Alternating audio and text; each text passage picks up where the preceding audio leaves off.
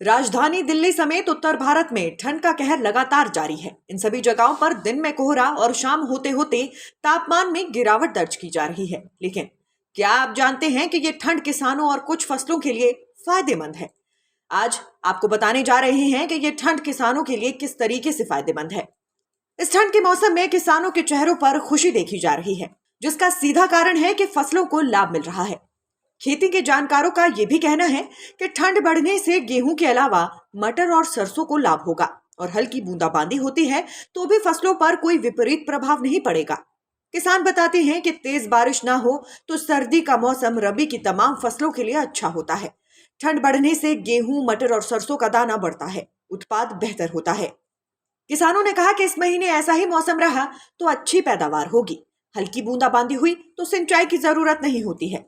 हालांकि पाला पड़ने से आलू की फसल को नुकसान हो सकता है। किसानों ने कहा कि ओस के रूप में फसलों को पानी मिलता है, जिससे नमी बनी रहती है। इसके अलावा तापमान कम होने से गेहूं, मटर, सरसों, मसूर आदि फसलों की अच्छी पैदावार होने की संभावना रहती है। किसानों ने कहा कि अगर ओस, कोहरा और ठंड अच्छे से पड़ते हैं तो गेहूं और मटर दोनों में फुटाव खूब अच्छा होगा। वहीं गेहूं की फसल बहुत ज्यादा अच्छी होगी। हालांकि इस ठंड का बुरा असर टमाटर, बैंगन, भिंडी, गोभी, मूली जैसी फसलों पर पड़ता है। सब्जियों के पौधे ठंड से काले पड़ने शुरू हो जाते हैं, लेकिन कुछ देशी उपायों से किसान अपने फसल को ठंड से खराब होने से बचा सकते हैं। इससे बचने के लिए किसान पौधों को प्लास्टिक की चादर से ढक सकते हैं। वहीं पुआल से पौधों को ढककर भी उन्हें बचाया जा सकता है। Nation speaks bureau report.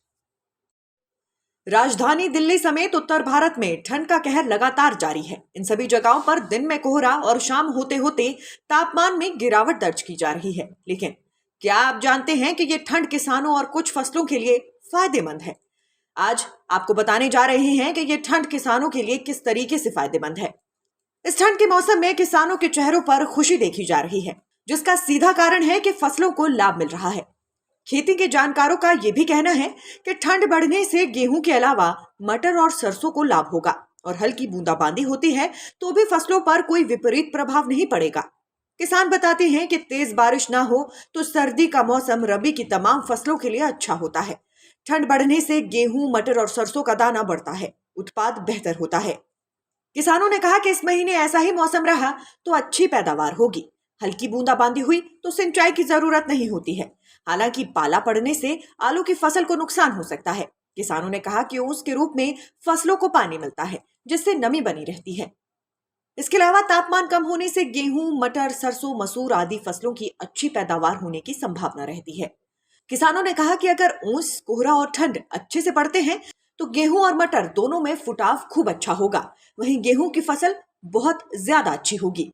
हालांकि इस ठंड का बुरा असर टमाटर, बैंगन, भिंडी, गोभी, मूली जैसी फसलों पर पड़ता है। सब्जियों के पौधे ठंड से काले पड़ने शुरू हो जाते हैं, लेकिन कुछ देशी उपायों से किसान अपने फसल को ठंड से खराब होने से बचा सकते हैं। इससे बचने के लिए किसान पौधों को प्लास्टिक की चादर से ढक सकते हैं। वहीं पुआल से पौधों को ढककर भी उन्हें बचाया जा सकता है।